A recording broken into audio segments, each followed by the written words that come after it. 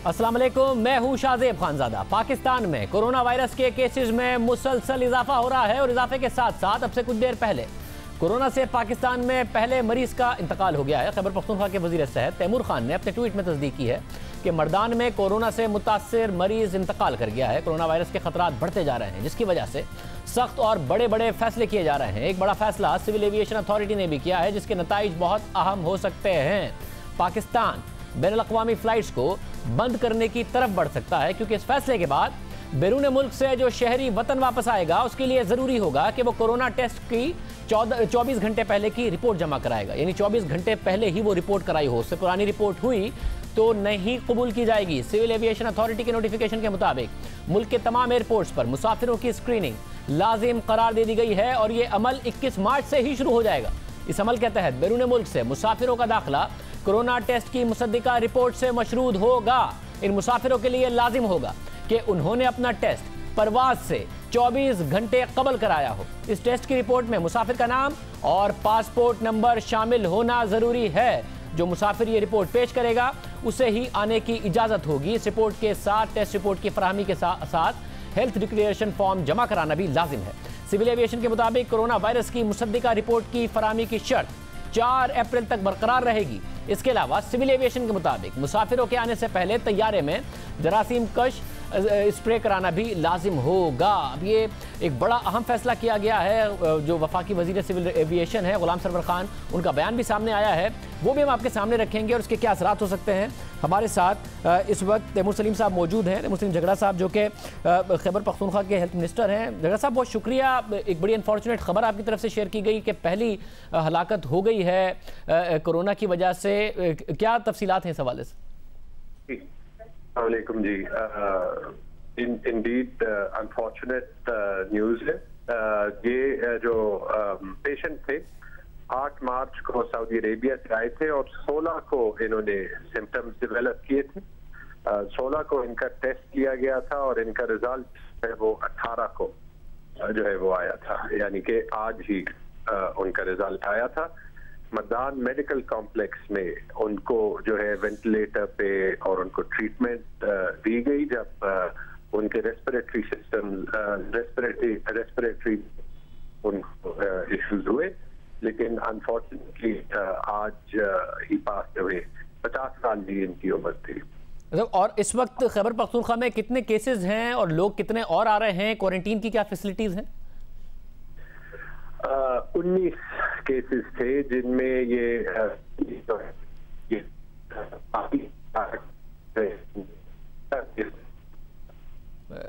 झगड़ा साहब से रब्ता ज़रा दोबारा कीजिएगा। वो कह रहे हैं कि 19 केसेस थे। एक बहुत ही अनफॉर्चुनेट बात सामने आई है कि एक मरीज़ का इंतकाल इस हवाले से हो गया है। सईद गनी साहब हमारे साथ मौजूद हैं, सूबाई वज़ीर सिंध। इसके अलावा यास्मीन राशिद साहब हमारे साथ मौजूद होंगी, वज़ीर सेहत पंजाब। सईद गनी साहब, इस वक्त सिंध में क्या सूरत हाल है? कितने केसेस हैं? 208 है जी हमारे पास, और इसमें 151 जो हैं वो हैं जो ताफ्तान से आए हुए हैं और 57 जो हैं उनके अलावा हैं, जिनमें से एक हैदराबाद का है और 56 कराची के हैं और इनमें 37 जो हैं वो लोकली ट्रांसमिटेड केसेस हैं। जो कल मैंने आपको बताया था कि 18 थे शायद, और आज वो 37 हो गए। अच्छा, यानी कि जो लोकली ट्रांसमिटेड केसेस हैं उनकी तादाद बढ़ रही है, मगर आपको अभी भी समझते हैं कि ये सारी चीज़ें काबू और कंट्रोल में हैं? सईद गनी साहब, शायद देखें, जो बज़ाहिर लोगों को परेशान कर रही है वो शायद ताफ्तान से आने वाले अफराद में 50% की शरह से जो टेस्ट पॉजिटिव आ रहे हैं वो है, लेकिन हमारे लिए उससे वो परेशानी का सबब इसलिए नहीं है कि वो पहले 303 थे, आज 700 आ गए, 44 खुशदार से आ गए। ये वो लोग हैं जो हमारे पास हैं, हमें पता है कि ये कौन है, तो हमने उनको क्वारंटाइन में डाल दिया है और अब उनको संभालेंगे और उनको किसी तरह से बाहर निकलने नहीं देंगे वहाँ से। लेकिन ये जो 37 लोकली ट्रांसमिटेड केसेस हैं, इनको उन अफराद से ये वायरस लगा है जो या तो बाहर से आए हुए हैं या इस शहर में कहीं और फिर रहे हैं। अब ये सबसे बड़ी परेशानी की बात है, जिसकी बिना पर हम 2-3 दिन से इल्तिजाएं कर रहे हैं कि हमें लोगों को घरों तक महदूद करना होगा। अगर हम नहीं करेंगे तो अल्लाह माफ़ करे ये नंबर और बढ़ता जाएगा और तेज़ी से बढ़ेगा, और उसके बाद शायद हमारे लिए लोगों को घरों में भेजना जो है वो शायद नाकाफ़ी अमल होगा एक। तो ये बहुत ज़रूरी बात है। अब अगर चारों सूबे ये फैसला कर ले, वफाक ये सूबा एक फैसला तो है। डॉक्टर यास्मीन राशिद साहब अभी हमारे साथ मौजूद। डॉक्टर साहबा, आप भी समझती हैं, क्योंकि सईद गनी साहब जोर दे के कह रहे हैं कि भाई अगर ये हमें लोगों को घरों में रखने के लिए बहुत ज़्यादा लाजमी है, ये तो इस बात के भी हामी है कि जो बेन सूबाई इस वक्त मूवमेंट है वो भी ख़त्म हो जाए, बेशक एयरपोर्ट्स भी अगर फिलहाल बंद कर दिए जाएँ ताकि लोगों को घर में रख के इसका तदारुक किया जा सके। बिल्कुल, मेरा ख्याल है ये सारी चीजें जिस तरह आपके सामने एक पिक्चर इवॉल्व हो रही है, उसके मुताबिक मजीद आपको इक़दाम उठाने पड़ेंगे टू रिड्यूस द मोबिलिटी, ताकि एक तो सोशल डिस्टेंसिंग और सबसे इम्पोर्टेंट ये चीज़ है, जितनी मोबिलिटी हम रिड्यूस करेंगे उतने चांसेस वायरस के स्प्रेड करने के कम होंगे। इसी वजह से आपको पता है कि सारे स्कूल, कॉलेजेस, मदारस वगैरह, यहाँ तक कि सारी श्राइन, हर चीज हमारी बंद हो गई है पंजाब के अंदर। और कल चीफ मिनिस्टर साहब ने ऐलान भी किया कि मरी में भी 24 आवर्स के अंदर अंदर यानी जो तफरीकाहें हैं उनको भी बंद कर दिया गया है, सिनेमाज को बंद कर दिया गया है। और रिक्वेस्ट कर रहे हैं हम लोगों को बार बार कि आप मेहरबानी करके इसको कोई तातील ना समझिए। ये एक ऐसा अमल है जिसकी वजह से हम आपकी जिंदगी बचाने की कोशिश में लगे हुए हैं कि वायरस स्प्रेड ना हो। और मेरा ख्याल है ये बहुत ज्यादा एम्फसाइज लोगों को करना पड़ेगा कि आप खुदारा घरों के अंदर रहिए, अपना बाल बच्चा घर में रखें, बुजुर्ग बाहर ना निकले। वजह ये है कि सबसे ज्यादा वल्नरेबल वो होंगे। लेकिन आपको पता है जिस तरह हम बहैसियत कौम हम समझते हैं कि शायद ये छुट्टियों का मौसम आ गया and everybody is trying to rush off on a holiday, तो I agree there might be a time we are planning. हम तो एवरी डे जब हमारी मीटिंग होती है हम रोजमर्रा की सिचुएशन देखते हुए मजीद मॉडिफिकेशंस ला रहे हैं। जैसे डॉक्टर साहब, एक बात जो अहम है वो ज़ाहिर ताफ्तान के हवाले से सिंध हुकूमत भी बड़ी परेशान है कि एक तो वहाँ से वैसे भी लोग निकल गए हैं, वो कहाँ हैं कहाँ नहीं है, जिस तरीके से उन्हें रखा गया।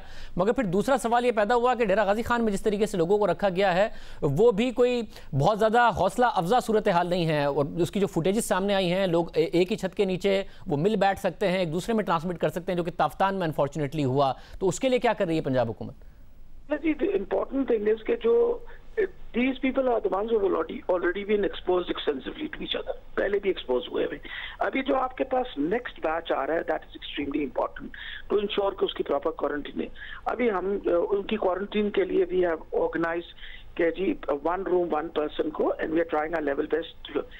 जो सिचुएशन इवॉल्व हो रही है वो day every day there will be a new change in it.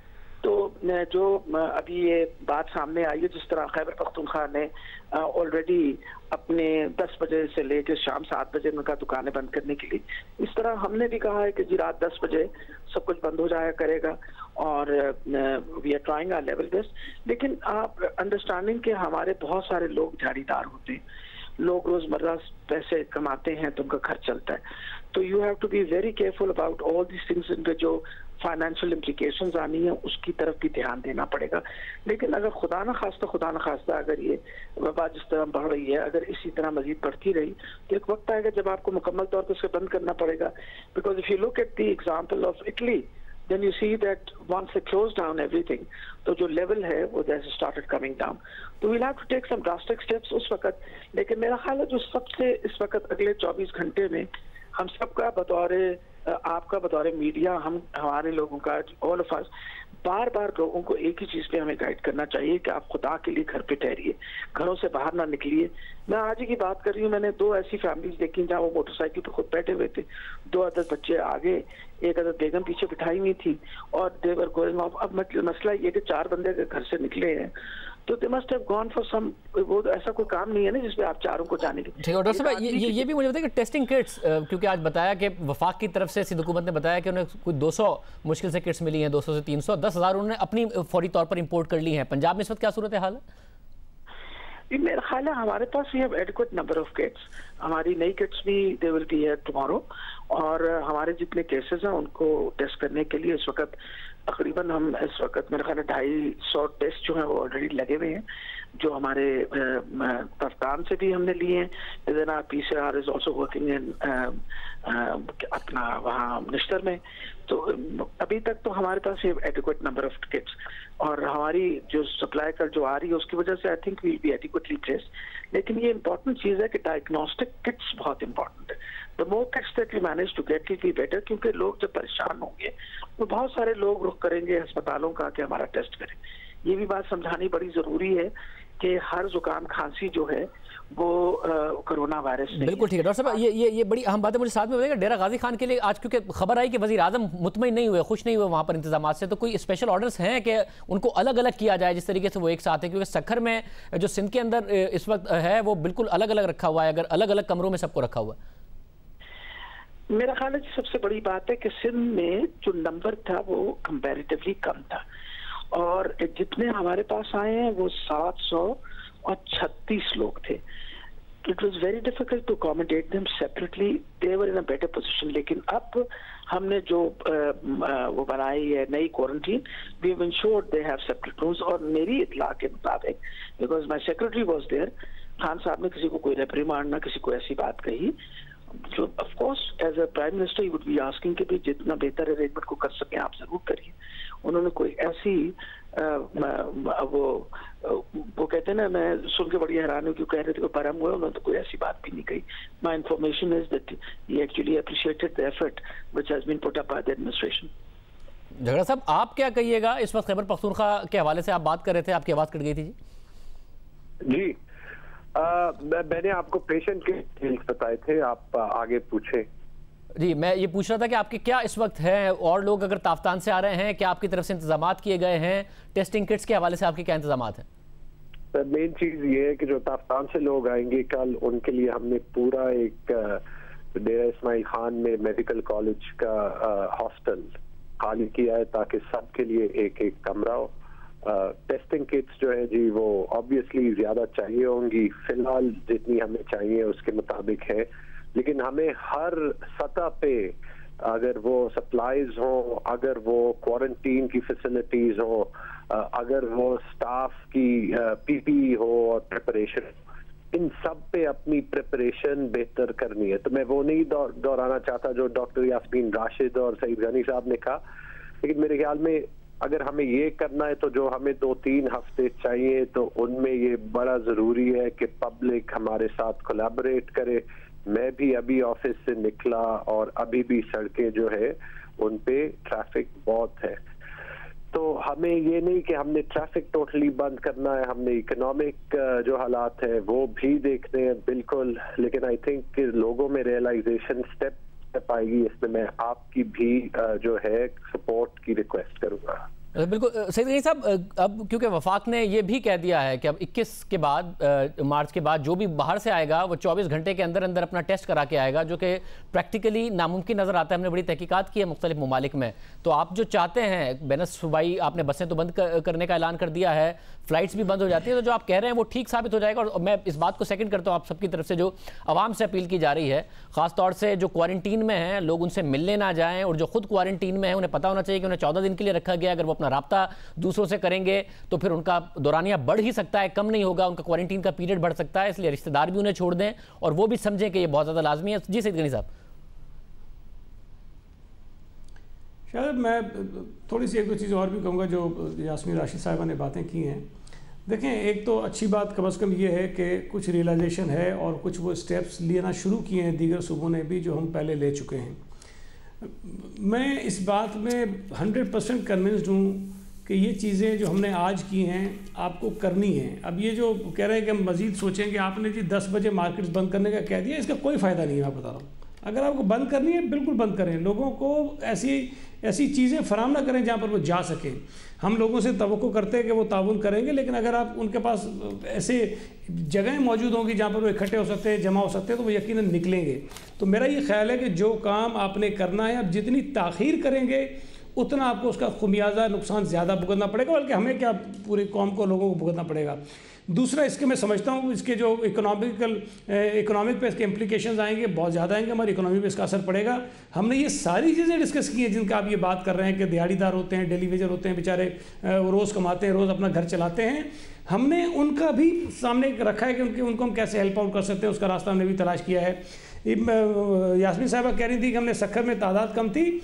Sukkur के जो क्वारंटाइन सेंटर है उसमें आज भी हमारे पास मज़ीद 1000 लोगों को रखने की गुंजाइश मौजूद है, इसके बावजूद कि हमारे पास ऑलरेडी 1000 से ज़्यादा मौजूद हैं। पूरे सूबे में कराची, हैदराबाद, कोटरी, नूरियाबाद, नवाशाह 15,000 के करीब हम लोगों को क्वारंटाइन में रख सकते हैं अलग अलग करके। और इसके अलावा हमने मजीद हम और काम कर रहे हैं कि इसके अलावा भी हम तैयारियां कर रहे हैं कि अगर हमें ज़रूरत पड़ी तो हम 15,000 से भी इसको एक्सीड कर जाएंगे, उस पर हम काम कर रहे हैं। हमने हॉस्पिटल्स बना दिए, हम फील्ड हॉस्पिटल कराची में बनाने जा रहे हैं, हम दीगर शहरों में हॉस्पिटल्स को बनाने जा रहे हैं, हमने प्रोक्योरमेंट कर लिए बहुत सारी चीज़ों की, मजीद हम बाहर से कर रहे हैं। मैं ये कह रहा हूँ कि ये सारे एफर्ट्स जो हम कर रहे हैं ये उस वक्त तक हम कामयाब नहीं होंगे जब तक चारों सूबे इस पर एक साथ खड़े नहीं होंगे। डॉक्टर साहब ये फैसला कर रहे हैं, मैं कहूँ जल्दी करें उसको। डॉक्टर साहब तनकीद बार बार हो रही है, सईद गनी साहब ने नंबर्स के साथ बताया कि हमारी इतनी तैयारी है, इतने लोगों की और भी कैपेसिटी है। डेरा गाजी खान में, ताफ्तान में लोग बहुत अरसे से मौजूद थे, आप लोगों ने डेरा गाजी खान में फैसिलिटीज नहीं बिल्ड कर लेनी चाहिए थी, क्योंकि जो फुटेजेस हैं वो बड़ी हैरान कुन है, और अगर वजीर आजम नहीं नाराज हुए तो और हैरानी की बात है। जी मेरा ख्याल है सबसे बड़ी ये बात है कि मैं बड़ी हैरान होती हूँ कि मुसलसल वही वाली बात की जाती है, फलां ये कर रहा है और मैं ये कर रहा हूँ और मैं वो कर रही हूँ। Each one of us is responsible enough. हम आपका ख्याल है अपने सूबे की रिस्पॉन्सिबिलिटी लेके बहुत मेहनत कर रहे हैं। इस वक्त जिस तरह वो फरमा रहे हैं इनके पास 15,000 की है, हम लोगों ने तकरीबन 15,000 से 16,000 लोगों के लिए तैयारी कर ली है। और मैंने आपको दोबारा बता रही हूँ, असल प्रॉब्लम ये हुआ कि तफ्तान में जो इतने दिन इन लोगों को रखा गया, मैं तो बतौर डॉक्टर अब बात कर रही हूँ ना, they have already been exposed to such an extent कि majority of them would have already had it. लेकिन हम लोग पूरी कोशिश अब जो नया आ रहा है उसको इंश्योर कर रहे हैं कि और मैं ये भी बता दें, मैं डॉक्टर साहब मैं ये आप ये कह रहे हैं कि अगर मेजॉरिटी में होगा तो इसलिए सबको एक साथ आप लोगों ने कर दिया डेरा गाजी खान में कि मेजॉरिटी सबको होगा। डॉक्टर साहब ये कैसे, जो जिनको नहीं होगा उन्हें तो बचाना है। तो बचा रहे हैं ना उनको, the ones who are being considered as positive, उनको जो निकल रहे हैं जिनको कोरोना वायरस का, उनको मूव कर रहे हैं, they being shifted to the hospitals, इसी तरीके से कर रहे हैं। अब मकसद ये है कि we are now in a phase where we should be moving forward rather than standing and criticizing each other। मैं तो इस वक्त आपको यही बात कर रही हूँ कि बहुत अच्छा काम किया है मुसलसल। वो सिंध वाले कह रहे हैं हमने बहुत अच्छा काम किया, बड़ी अच्छी बात है, आपने बहुत अच्छा काम किया। मकसद ये है कि बाकी सूबे भी इसी तरह कोशिश में लगे हुए हैं। ये एक ऐसा वक्त है जिसके अंदर हमें हर तरीके से कोशिश करनी चाहिए कि we should try to work like a nation, not as separate provinces. वो फरमा रहे हैं कि अब हम सब सूबों को करना चाहिए, जी कर रहे हैं, सारे सूबे इसी पे काम कर रहे हैं।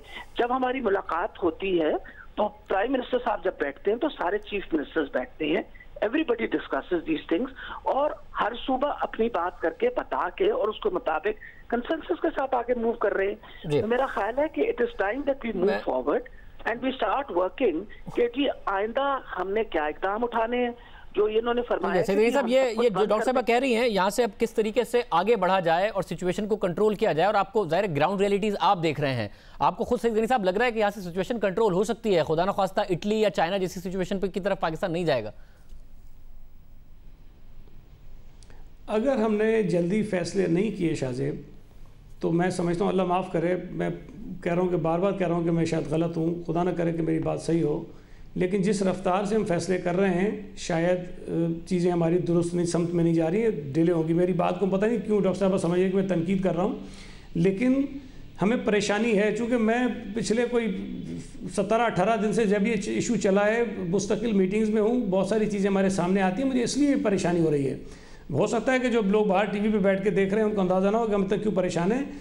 हमें खौफ आ रहा है कि हम उस तरफ जा रहे हैं जिस तरफ दुनिया के बहुत सारे ममालिक चले गए हैं, और इटली में भी एग्जैक्टली यही हुआ है। सही वक्त पर जब कुछ फैसले नहीं हुए, लोगों ने हुकूमत की बातें नहीं मानी, चीज़ें आउट ऑफ कंट्रोल हो गई। और अगर ये जो आजकल बहुत तज़ी हो रहे हैं ना, आप सिर्फ इस चीज़ पे गौर करें कि जिन मुल्कों में आज तादाद जो मुतासरीन की है वो 40, 50, 60 हज़ार लाख तक चली गई है, वहाँ पर आज से 1 महीना पहले क्या तादाद थी? ये सैकड़ों से हज़ारों में जाने के लिए कोई महीने नहीं चाहिए हैं, चंद हफ्तों की कहानी है, चंद हफ्तों की। और उस वक्त हमारे पास ना हमारे पास हॉस्पिटल्स हैं, ना हमारे पास डॉक्टर्स हैं, ना हमारे पास पैरामेडिक्स हैं, ना हमारे पास रिसोर्सेज हैं। आज आपके पास अगर 250-300 आइडेंटिफाइड पेशेंट्स हैं, या और चलें मान लेता हूँ कि 2-3 हज़ार और होंगे जो इधर उधर फैल रहे होंगे, हम उनको तलाश करें, उनको ट्रीट करें। हम इंतजार क्यों करते हैं? 40 हज़ार हो जाएगा तो हम अपने बाजार भी बंद करेंगे, अपनी मैशत भी बिठाएंगे। इस पर झगड़ा साहब आप भी समझते हैं, क्योंकि आप लोगों की तरफ से टाइमिंग की गई है। सईद गनी साहब कह रहे हैं, और कल भी हमारे प्रोग्राम में कह रहे थे कि डेली वेजर्स जो भी हैं, डेली वेजेस वाले, उनका भी नुकसान होगा। ज़ाहिर गरीब आदमी का बहुत नुकसान है, मगर उसका ज़्यादा नुकसान होगा जब बाद में बहुत ज़्यादा बड़ी तादाद में लोग हो जाएंगे और शटडाउन करना पड़ेगा। इसलिए बंद कर दें सिंध हुकूमत की तरह, आप समझते हैं झगड़ा साहब के फौरी तौर पर इकदाम करना चाहिए? मैं बिल्कुल एग्री करता हूं, सिवाय सिर्फ एक चीज के, उस पर मैं आऊंगा। लेकिन आपको पता होगा कि आज चीफ मिनिस्टर साहब ने प्रेस कॉन्फ्रेंस भी की, हमने 3 घंटे टास्क फोर्स की मीटिंग की और तकरीबन हमने वो सारे इकदाम लिए जो कि सिंध ने लिए। उसमें सिर्फ एक चीज है, हम उस स्पीड पे इम्प्लीमेंट कर सकते हैं जो हमारी इम्प्लीमेंटेशन कैपेसिटी है। अगर लोग नहीं मानने, हमने वो चीज उस दिन करनी है जिस दिन हमारे पास उसकी एनफोर्समेंट की कैपेसिटी हो, तो हम डे बाय डे उसको जल्दी से जल्दी करेंगे, जो भी हमें करना पड़ेगा, क्योंकि ये पब्लिक सेफ्टी की इंटरेस्ट में है। जो वाहिद चीज जिसको मैं बार बार कहना चाहता हूं, मुझे कोई फर्क नहीं पड़ता कि मेरी तनकीद हो कि मेरा सूबा सिंध से कंपेयर किया जाए, पंजाब से कंपेयर किया जाए। इस वक्त हम एक हैं, हम गवर्नमेंट ऑपोजिशन नहीं है, हम सूबा और वफाक नहीं है। हमें पब्लिक को एक मैसेज पहुंचाना है, हम एक ऐसे माहौल में फैसले करने हैं जहां पे पूरी दुनिया को नहीं पता कि सही और गलत फैसला क्या है। इस माहौल में पब्लिक का हमारे साथ कोलैबोरेट करना और मीडिया का कोलैबोरेट करना बिल्कुल बहुत जरूरी है। और जी हाँ, हमने फैसले जल्दी करने हैं, हमने फैसले पब्लिक तक पहुंचाने हैं और पब्लिक से रिक्वेस्ट है कि उन फैसलों पे उन्होंने हमारी हेल्प और सपोर्ट करनी है। डॉक्टर साहब, आप समझती हैं कि ये जो तकरीबन एक शटडाउन की ऑलमोस्ट सूरत हाल है सिंध में, इसको फौरी तौर पर करना चाहिए जो सईद गनी साहब कह रहे हैं कि वरना देर हो जाएगी? देखिए, मेरा ख्याल है गनी साहब ने एक अपने सूबे के लिए डिसीजन ली है और हम सारे जो बैठे हुए हैं, हमें हमारे पे एक बहुत भारी जिम्मेवारी है अपने सूबे की। और इसमें ये तो नहीं है कोई एक अकेला इंसान को डिसीजन लेता है। एक बाकायदा कैबिनेट कमेटीज बनी हुई है, हर चीज के ऊपर कमेटीज बनी है, एक एक चीज डिस्कस होती है। जिस तरह अभी तैमूर साहब फरमा रहे हैं, 3 घंटे बैठ के अगर सब सोच समझ के अगर सर्टन पॉइंट्स पे कर रहे हैं तो we are working on it. और मैंने आपको पहली बात कही, इट्स एन इवॉल्विंग सिचुएशन। जब कोई चीज इवॉल्व हो रही होती है तो every day the strategy changes. और वो स्ट्रेटेजी, अब मकसद ये कि अगर उन्होंने बंद कर दिया है तो हम भी जब समझेंगे कि now it is important, will do a shutdown. हमें ऑलरेडी इसके ऊपर एक बाकायदा स्ट्रैटेजी बनवाई हुई है from technical people, those people who are experts on viral infections. We will ask them exactly what is the number which is required. अगर इतना नंबर इतनी आबादी में होगा तो हमने टोटल शटडाउन करना है, क्या हमने मुकम्मल शटडाउन पूरा करना है, और are we going to do it in parts?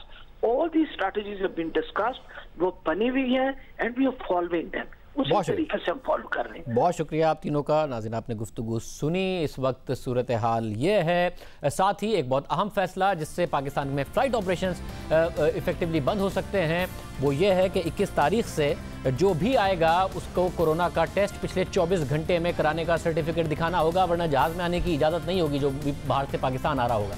वफाकी वज़ीर सिविल एविएशन गुलाम सरवर खान का बयान भी सामने आया है। उन्होंने कहा कि 21 मार्च से इंटरनेशनल प्रवास का मुसाफिर कोरोना टेस्ट मनफी होने पर ही बोर्डिंग कार्ड हासिल कर सकेगा। पहले आने वाले मुसाफिर की स्क्रीनिंग होती थी, अब जाने वाले की भी स्क्रीनिंग होगी। वजीर सिविल एविएशन ने कहा कि 13 मार्च को नेशनल सिक्योरिटी काउंसिल के इजलास में अहम फैसले किए गए। कोरोना वायरस आने के बाद हुकूमत ने सिर्फ 3 एयरपोर्ट्स पर इंटरनेशनल फ्लाइट्स की इजाज़त दी थी, मगर अब ये पाबंदी खत्म कर दी है। तुर्बत और गवादर के अलावा बाकी तमाम हवाई अड्डे इंटरनेशनल फ्लाइट्स ऑपरेट करेंगे। अभी अहम बात है कि कोरोना वायरस की तस्दीक की रिपोर्ट 24 से 48 घंटे में मिलती है। साथ ही बैरून मुल्क हर शहरी को कोरोना वायरस के टेस्ट की इजाज़त नहीं है, सिर्फ वही शहरी टेस्ट करवा सकते हैं जिनमें वायरस के असरात हों। अब अगर कोई कोरोना वायरस से मुतासिर नहीं तो वो टेस्ट कैसे कराएगा, रिपोर्ट कैसे लाएगा? और अगर कोई बाहर से नहीं आ पाएगा तो क्या एयरलाइंस खाली फ्लाइट्स पाकिस्तान लाएंगी या ऑपरेशंस मनसूख कर देंगी? यानी सूरत हाल लॉकडाउन की तरफ बढ़ सकती है। इस हवाले से स्कॉटलैंड में पाकिस्तानी शहरी ने हमसे रब्ता किया। उन्हें 4 दिन बाद पाकिस्तान आना है और उनके मुताबिक बरतानिया में कोई जगह नहीं है, तो 24 घंटे के नोटिस पर टेस्ट कर दे। अमेरिका में और दूसरे ममालिक के जो लोग हैं वो भी ये कह रहे हैं कि भाई इस तरीके से तो टेस्ट कराए नहीं जा सकते, 24 घंटे के नोटिस पर रिपोर्ट मिलना। शान हमारे साथ मौजूद हैं, बरतानिया में मुकीम पाकिस्तानी। शान, बहुत शुक्रिया आपको। गालिबन 23 को पाकिस्तान आना है, 24 घंटे से ज़्यादा पुराना टेस्ट रिजल्ट हो नहीं सकता। आपने रब्ता किया, क्या हुआ? आज ही मैंने वो खबर देखी तो आज मैं यहाँ अपने लोकल हॉस्पिटल में गया हूँ। वहां जाके मैंने उन्हें ऐसे बताया कि ये ना मुझे टेस्ट करवाना है क्योंकि पाकिस्तान ने ये कंडीशन लगाई है आने से पहले। तो वो तो पहले रिसेप्शनिस्ट मेरी तरफ देख के हंसने लगी, कहती कि ये ऐसे मुमकिन नहीं है कि हम कर सके, ये तो हम सिर्फ उनका करते हैं जिनके पास सिवियर सिम्टम्स हों टेस्ट के कोरोना के, तो फिर हम उन्हीं का टेस्ट करते हैं, तो हम ऐसे नहीं कर सकते। तो फिर उसके बाद मैंने प्राइवेट सर्च करने की कोशिश की। प्राइवेट सर्च में मुझे हार्ले स्ट्रीट का एक क्लिनिक मिला, वहां पे मैंने रब्ता किया। वो 375 पाउंड ले रहे हैं एक टेस्ट का, लेकिन वो मुझे यहाँ से, मैं स्कॉटलैंड में हूँ, मुझे लंदन जाना पड़ेगा वहां पे टेस्ट देने के लिए और ब्लड सैंपल, और फिर वहां से वो 1 वीक का प्रोसेस है उसका। तो कोई जगह नहीं है वहां जो 24 घंटे के अंदर आपको टेस्ट रिजल्ट दे सके? कोई जगह नहीं है। मैं सारा दिन इसी में बार बार जगह जगह पे फोन कर रहा हूँ, जगह जगह पे चक्कर लगा रहा हूँ। कोई ऐसी जगह नहीं है जिसमें 24 घंटे में वो हमें दे दें। तो वहां आपने फिर पाकिस्तान के सिफारत खाने से या PIA से किसी से रब्ता किया? मैंने एम्बेसी से नहीं, PIA को फोन किया तो वो उन्होंने मुझे एविएशन का नंबर दे दिया। एविएशन को फोन किया, वो जो लड़का था वो कह रहा था मुझे इसके बारे में नहीं पता, हमें ऊपर से ऑर्डर है तो हमने कर दिया ये। यानी कि आप फिर नहीं आ पाएंगे 23 तारीख तक? आप ये कह रहे हैं कि ये मुमकिन नहीं है कि आप आ पाए पाकिस्तान? नहीं आ पाएंगे। बहुत शुक्रिया। शान बरतानी में मुकीम पाकिस्तानी हमारे साथ मौजूद थे। वो कह रहे हैं कि या तो टेस्ट की सहूलियात इस तरीके से नहीं है कि टेस्ट रिजल्ट मिल सके, मैं नहीं आ पाऊंगा इस तरीके से। हमारे साथ गुलाम सरवर खान साहब मौजूद हैं। गुलाम सरवर खान साहब, बहुत शुक्रिया एक दफ़ा फिर। ये बताइएगा कि जो बैरून मुल्क मुकीम पाकिस्तानी हैं उनसे बात हुई, वो कह रहे हैं कि 24 घंटे के अंदर तो वहाँ कोई टेस्ट करके दे नहीं रहा, और साथ में ऐसा नहीं हो सकता वहाँ पर कि आप हॉस्पिटल जाएँ और वॉक इन करें और कोई टेस्ट करके दे देगा कोरोना का। ये जो फैसला है इस हवाले से बताइएगा आवाम को। ये सारी डिफिकल्टीज, लोगों के कंसर्न जो है मुझ तक भी पहुंचे हैं जी। कई ओवरसीज पाकिस्तानीज ने मेरे साथ रब्ता किया है, कई यहाँ लोकल पाकिस्तानी जिनके बच्चे बाहर थे उन्होंने भी रब्ता किया। मुख्तलिफ मीडिया हाउसेस की तरफ से भी इस पे क्लैरिफिकेशन चाहिए गई। तो फिर ये सारे कंसर्न हमने प्राइम मिनिस्टर और नेशनल सिक्योरिटी की कमेटी को कन्वे किए, और उस पे अब कल या परसों फौरी तौर पे कोई मीटिंग एक्सपेक्टेड है ताकि इस डिसीजन के ज़ेरे गौर लाया जा सके, डिस्कस किया जा सके, इसके नेगेटिव पॉजिटिव उसमें डिस्कस होके तो कोई मुनासिब फैसला किया जा सके। तो इस पे ये कंसर्न कन्वे कर दिया गया प्राइम मिनिस्टर तक और नेशनल सिक्योरिटी कमेटी तक, और यकीनन इस पे कल या परसों मीटिंग होकर डिसीजन का रिव्यू हो जाएगा। यानी कि अभी तक ये हतमी फैसला नहीं है गुलाम सरवर खान साहब, इसमें अभी ये ऐसा नहीं है कि 21 तारीख को अगर कोई आ रहा होगा तो उसे फौरी तौर पर वहाँ रोक लिया जाएगा अगर उसके पास नहीं है इस वक्त रिजल्ट? की एक्सटेंशन भी हो सकती है, से कि 21 की 28 भी हो सकती है, से कि ये कंडीशन वेव आउट भी की जा सकती है, लेकिन ये डिस्कस जरूर होगा। इसके लिए स्पेसिफिक इजलास कल बुलाया जा रहा है, कल या परसों। सर, और क्या किसी भी लेवल पर यह भी बात हो रही है, क्योंकि सिंध हुकूमत की ख्वाहिश है कि जी फ्लाइट ऑपरेशन हर किस्म की आमदोरफ्त बंद की जाए 15 दिन के लिए, क्या ये कंसिडर किया जा रहा है कि पाकिस्तान के फ्लाइट ऑपरेशन ही 15 दिन के लिए बंद कर दिए जाए?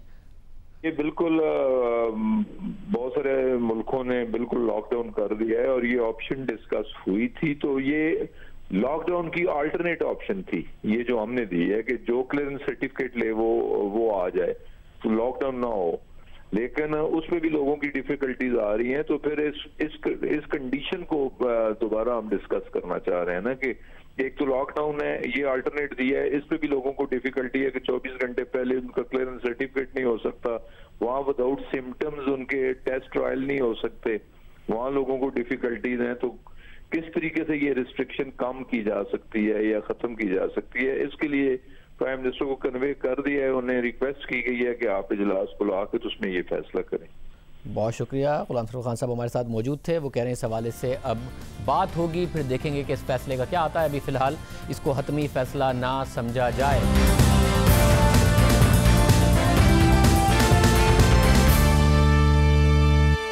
मईशत के हवाले से सवालात उठ रहे हैं। हुकूमत पर तनकीद हो रही है कि कोरोना के बाद सूरत हाल बदल गई है, हुकूमत उस तरीके से एक्ट नहीं कर रही है, फाइनेंस मिनिस्ट्री की तरफ से एक मैसेजिंग नहीं हो रही है, ये तनकीद भी की जा रही है। स्टेट बैंक पर तनकीद हो रही है कि शरह सूद को ज़्यादा कम करना चाहिए था, कम की गई है। हमारे साथ बासित शमसी साहब CEO JS बैंक मौजूद हैं, खुरम शहजाद माहिर मईशत हमारे साथ मौजूद हैं। आज भी मार्केट्स में ब्लड बाथ देखा गया, तकरीबन 2000 पॉइंट्स की कमी हुई, मगर दुनिया भर में मार्केट्स माइनस हैं। आज अमेरिकन मार्केट्स माइनस हैं, इंडियन मार्केट्स माइनस हैं। मैं बासित शमसी साहब आपसे पहले जानना चाहूँगा, तनकीद दायरे हो रही है, इंडस्ट्री भी कर रही है, मार्केट्स भी कर रही हैं कि ज़्यादा शरह सूद को कम किया जाना चाहिए था, आपका क्या पर्सपेक्टिव है इस हवाले से? जी, मार्केट तो ठीक है, मायूस लग रही है, और स्पेशली जो स्टॉक मार्केट प्लेयर्स हैं दे कुड हैव, उनको समझते थे कि ज़्यादा भी कट हो सकता है, बट स्टेट बैंक ने एक मैच्योर डिसीजन लिया है, रिस्पॉन्सिबल डिसीजन है, और मार्केट की जो एक्सपेक्टेशंस थी, चाहे आप वो ब्रोकर सर्विस भी देखें या CFA की भी सर्वे देखें, वो बिटवीन 50 एंड 100 बेसिस पॉइंट्स ही थी। तो स्टेट बैंक ने उसका मिड पॉइंट लिया है 75.75% का। 2 दिन पहले तक थी, मगर उसके बाद ज़ाहिर है कोरोना का क्राइसिस आया, इंटरनेशनल मार्केट में जो प्राइसेस गई तो तब्दील हो गई। खुद स्टेट बैंक की रिपोर्ट भी कह रही है कि उनकी भी जो इन्फ्लेशन एक्सपेक्टेशन है मीडियम टर्म में वो 5 से 7% आ गई और जल्द आ गई है टाइम से। तो आपको नहीं लगता कि ज़्यादा की गुंजाइश पैदा होती थी, कि ज़्यादा होता तो मस्बत पैगाम के लिए बेहतर होता? देखिए, होने को तो कुछ भी हो सकता है, बट रिस्पॉन्सिबिलिटी ज़रूरी है। The fact of the matter remains के अभी भी जो फोकास्ट इन्फ्लेशन की हैं अक्रॉस द बोर्ड जो इकोनॉमिस्ट प्रेडिक्ट कर रहे हैं वो बिटवीन 9 एंड 11% कर रहे हैं। ओवरवेलमिंगली अबाउट 70% जो मार्केट पार्टिसिपेंट्स हैं वो अभी यही फोकास्ट कर रहे हैं। इंशाल्लाह इन्फ्लेशन का नंबर अगर ये एनर्जी प्राइस की वजह से इससे बहुत नीचे आ सकता है तो रूम बन जाएगा। बट हैविंग सेड दैट, इस वक्त हमारी वो सिचुएशन नहीं है जो सम ऑफ द अदर कंट्रीज़ जिनके पास इन्फ्लेशन का नंबर बहुत नीचे है। और ये कुछ आई थिंक अगर हम 4 दिन पहले देखते बिफोर द कट, एक्सपेक्टेशन भी 50-75 बेसिस पॉइंट की थी। ये ड्रास्टिकली चेंज हुई after the Egypt cut, but people are forgetting कि इजिप्ट के अंदर अब जो इन्फ्लेशन रेट है वो फॉर द मंथ 5% है, फॉर द लास्ट मंथ वो 7%। तो वो एक अलग चीज़ है। बट अगर इन्फ्लेशन का रेट इससे नीचे आता है on the back of lower demand, which I hope ना हो, but on the good part, on the back of a lower commodity price, तो फिर definitely इसमें room बन सकता है। So that doesn't preclude the state bank कि वो the next monetary policy or even before that एक further announce कर सके policy। खुर्रम साहब, आप भी समझते हैं कि बजाय इसके कि स्टेट बैंक अचानक पैनिक में और इस क्राइसिस को देखते हुए बहुत तेज़ी से इंटरेस्ट रेट्स कम करता है, एक मैसेजिंग उन्होंने दे दी है कि जी अब आगे हमें लगता है महंगाई भी कम होगी, शरह सूद भी कम होगी, मगर फिलहाल उन्होंने 75 बेसिस पॉइंट्स किए हैं तो दुरुस्त किया है। देखिए, बड़ा इंपॉर्टेंट पॉइंट है। अगर आप पूरी दुनिया को देखें तो दुनिया की ग्रोथ शाज़ेब 3.3% से गिर के 2% से भी नीचे जाने की बात हो रही है। 1 से 1.5 ट्रिलियन डॉलर का जो है वो लॉस होने की बात हो रही है। ऑलरेडी मार्केट्स में 12-13 ट्रिलियन डॉलर्स का जो है वो लॉस हो चुका है पूरी दुनिया में कैपिटल मार्केट्स का। और ये बेसिकली डिसीजन टाइमिंग ही इंपॉर्टेंट है। अगर हम यहाँ पे ग्रेजुअल डिसीजंस लेंगे तो वो हो सकता है डैमेज ज़्यादा करें। इसलिए कुछ ऐसा टाइम ये नहीं है कि ये यूजुअल टाइम है, यूजुअल वो डिमांड सप्लाई सिचुएशन है, यूजुअल इन्फ्लेशन का मसला है, ये ऐसा नहीं है। तो उसी हिसाब से हमें डिसीजंस लेने चाहिए। अब मैं बताता हूँ आपको कि देखिए, हमारे यहाँ जो डायनेमिक्स हैं, मिसाल के तौर पे जो मैक्रोज हैं वो कैसे जो है इम्प्रूव हुए हैं पिछले 1-1.5 साल में। देखें, करंट अकाउंट डेफिसिट आपका 70% नीचे गया है। रिजर्व्स आपके जो है 2.5 से 3 मंथ्स के जो है इम्पोर्ट्स के आ चुके हैं। इन्फ्लेशन आपके फूड जो है इंटरनेशनली 20 से 30% नीचे जा रही है। पाकिस्तान पे उसके इम्पैक्ट्स आना शुरू हो गए हैं। आपके पास ऑयल प्राइसेस, सबसे बड़ा जो हमारे यहाँ डिसाइडिंग फैक्टर होता है, गेम चेंजर कह लें, वो बेसिकली ऑयल प्राइसेस होता है। 1/3 हिस्सा, 1/4 हिस्सा इनफैक्ट आपके पूरे इंपोर्ट बिल में जो है वो ऑयल प्राइसेस का होता है। और आप शाज़ेब ये देखें कि $70 पिछले साल की एवरेज प्राइस थी, $14 अरब का हमारा इंपोर्ट बिल था ऑयल का।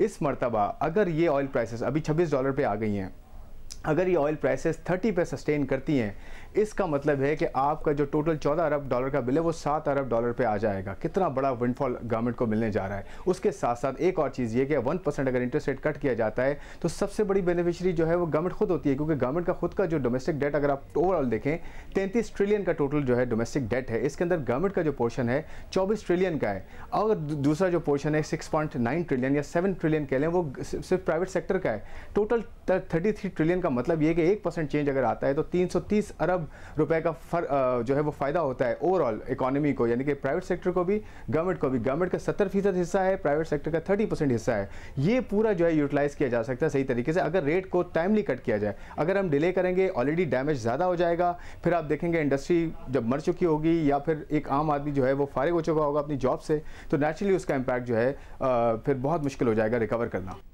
बासित शमशी साहब, आप ज़रा आपका ताल्लुक बैंक से है, बैंक्स का तो हायर इंटरेस्ट रेट सिनेरियो में फ़ायदा ही हुआ है, टी बिल्स वगैरह में इन्वेस्ट करते हैं, फ़ायदा होता है, मगर जो कॉर्पोरेट सेक्टर है उनका, वैसे जो दूसरी इंडस्ट्री है उसका बड़ा नुकसान हुआ है। क्रेडिट ऑफटेक में बड़ी कमी आई है। बैंक में होते हुए आपको ये बात ज़ाहिर पता होगी। अब सेंट्रल बैंक कह रहा है कि जी हमने एक फैसिलिटी दे दी है 100 अरब रुपए की और 7% पर होगा अगर किसी ने नई इंडस्ट्री लगानी है। इंडस्ट्री से जवाब ये आ रहा है कि भाई जो एग्जिस्टिंग इंडस्ट्री है उसको चलाना बड़ा मुश्किल हो गया है इतने हाई रेट्स पर, तो उसको बंद कर दें, नई इंडस्ट्री लगा लें।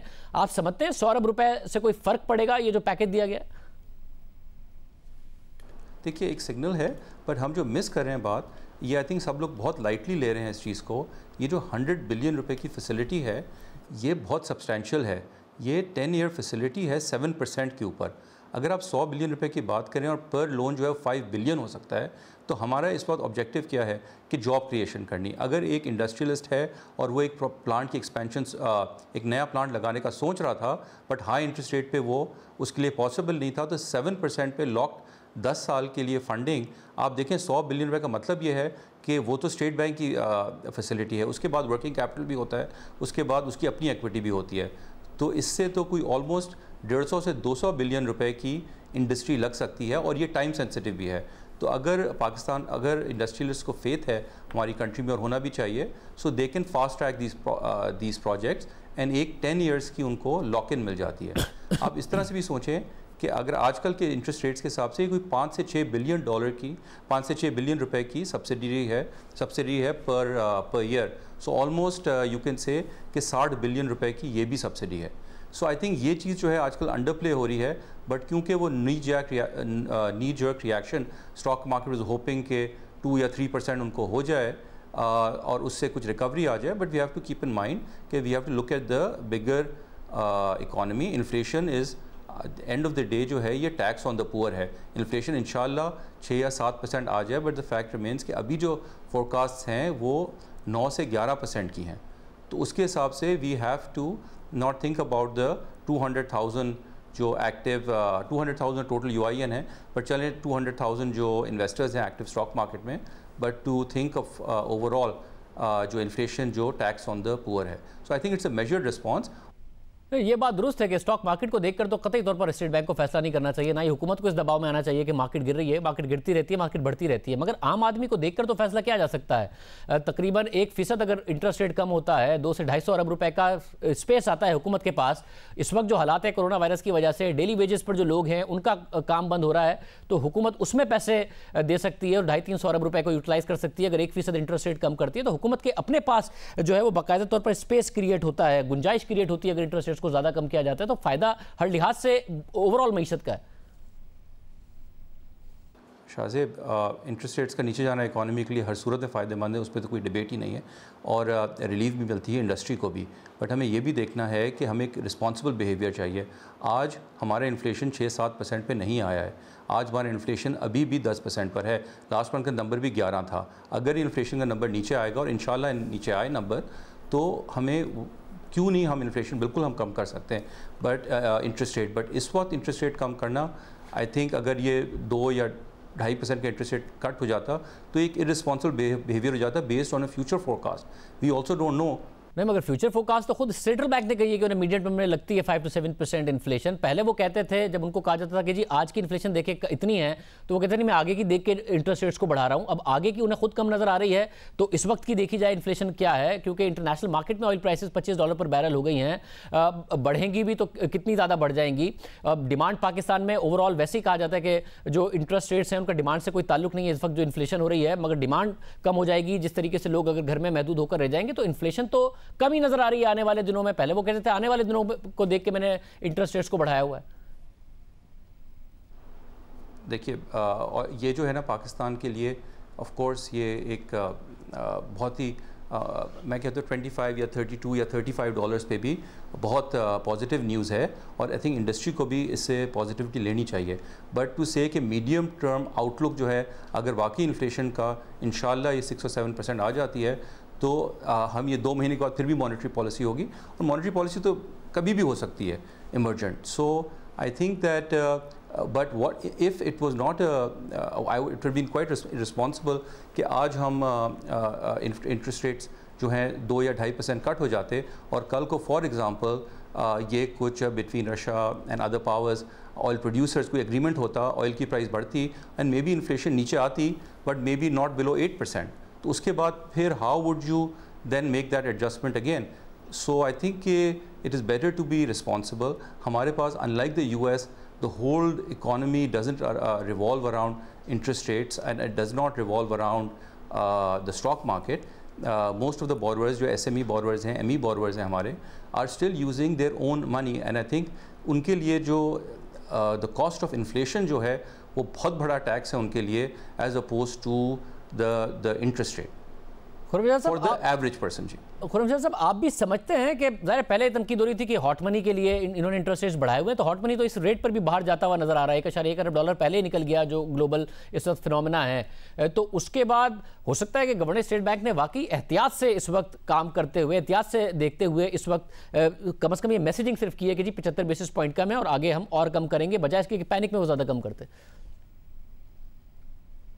देखें शाहजेब, बड़ा अच्छा सवाल है ये। एक्चुअली जो रेट ना काटने का रीज़न है वो एक्चुअली हॉट मनी ही नज़र आता है। उसकी वजह यह है कि आप देखें स्टेट बैंक गवर्नर खुद भी रोड शोज़ में गए हैं, खुद पिच किया है उन्होंने इस चीज़ को, और इंटरेस्ट रेट्स को 13.25% पे रखा है यहाँ पे हमने, और फिर 2% का रेट जो है वो इंटरनेशनल मार्केट में था। तो इतना बड़ा इंटरेस्ट रेट आर्बिट्राज, सबसे बड़ी रिस्की बैट स्टेट बैंक की यही रही है अभी तक कि हॉट मनी जो है वो बड़ा वल्नरेबल उसने किया है कंट्री को, क्योंकि अगर 13% पे आप रेट दे रहे हैं और 2% बाहर है, अब तो 0% हो गया था, तो वो जो गैप है उस पर नेचुरली इन्वेस्टर ने पैसा डालना था, और इन्वेस्टर आए, वो तो आ गए, लेकिन जो पोर्शन था उसका 99%, रफली 98-99% 3 महीना 6 महीना टी-बिल्स में आ रहा है। तो देखिए, एक तो शॉर्ट टर्म पैसा है, उसकी बोरिंग कॉस्ट बहुत ज़्यादा है, उसके साथ साथ जब वो निकलता है सिस्टेमिक रिस्क, ये जो हुआ है आउटब्रेक हुआ है सिस्टेमिक रिस्क है, इसमें हेज फंड्स या जो भी बाहर इंस्टीट्यूशंस हैं वो हर जगह से पैसा निकालते हैं क्योंकि उनके वहाँ लॉसेस हो रहे हैं। तो नेचुरली हम भी यहाँ से भी $1 बिलियन निकला है। तो ये बहुत बड़ा इशू है हॉट मनी का। इसी वजह से एक रॉन्ग डिसीजन अगर लिया गया, एक रिस्की बेट ली गई, तो उसके बाद एक दूसरा भी रॉन्ग डिसीजन लिया गया कि रेट को भी कट नहीं किया गया। तो इसी फियर की वजह से रेट को कट नहीं किया गया, जिसका इंपैक्ट मजीद इकोनॉमी पे जो है वो नेगेटिव आ सकता है गोइंग फॉरवर्ड। अगर रेट कट करेंगे तो बेहतरी होगी, अदरवाइज हमारी इकोनॉमी जो है वो कंटिन्यू करेगी सफ़र करना, इतना ज़्यादा कोरोना वायरस से सफ़र नहीं करेगी जितना इकोनॉमी हमारी इन जो है रॉन्ग डिसीजंस की वजह से कर सकती है, और टाइमली सही डिसीजन उनको करेक्ट करने का जब वक्त आता है उसको नहीं करती। आप कह रहे हैं कि रोड शोज में भी governor state bank hot money के हवाले से तो वो यही पिच करते थे कि पाकिस्तान में शराय सूद ज़्यादा है, हॉट मनी में पैसा इन्वेस्ट कीजिए। रोड शोज में भी वो यही बात पिच करते थे जब सरमायाकारी के लिए रोड शोज होते थे? जी जी बिल्कुल गए हैं, वो खुद रोड शोज़ पे गए। आप देखें 6-8 महीने पहले रोड शोज़ पे गए, उन्होंने पिच किया है पाकिस्तान के इस एस्पेक्ट को और रेट्स का जो हॉट मनी का। और देखें इजिप्ट का भी यही हुआ था, इजिप्ट में भी रेट्स हाई थे और of course state bank governor भी वहाँ पे भी देख रहे थे और वहाँ पे भी हॉट मनी आया। हॉट मनी आने के साथ फिर वहाँ से भी निकला है पैसा। एग्जैक्टली वही मॉडल जो है पाकिस्तान में हॉट मनी के रिलेटेड जो है वो फॉलो यहाँ पे किया गया, लेकिन अनफॉर्चुनेटली ये हुआ है जो आउटब्रेक हुआ है उसने हमें और वल्नरेबल कर दिया। और इसके लिए हर कोई फ्लैग कर रहा था कि देखें हॉट मनी की वजह से आपके यहाँ इस तरह का इशू आएगा तो पैसा निकलेगा, जिसकी वजह से एक रन आ सकता है करेंसी पे। अभी अच्छी बात यह है कि थोड़े रिजर्व्स हमारे बेहतर है, बट इवेंचुअली अल्लाह ना करे अगर ये कंटिन्यू जो है वॉलेटिलिटी चलती है इंटरनेशनल मार्केट में तो हमारे यहाँ हॉट मनी का इशू होगा। आप इंटरेस्ट रेट कम करें या ना करें, तो अच्छी बात है कि कम ही कर दें ताकि इकोनॉमी को जो लॉस हो रहा है वो तो फायदा हो, गवर्नमेंट को तो फायदा हो, गवर्नमेंट फिस्कल स्पेस क्रिएट करके एक आम आदमी की मदद तो कर सके। आप दोनों का बहुत शुक्रिया। सूरत हाल आपने देखी। आज के प्रोग्राम में इतना ही, आपसे कल के प्रोग्राम में मुलाकात हो गया। अल्लाह।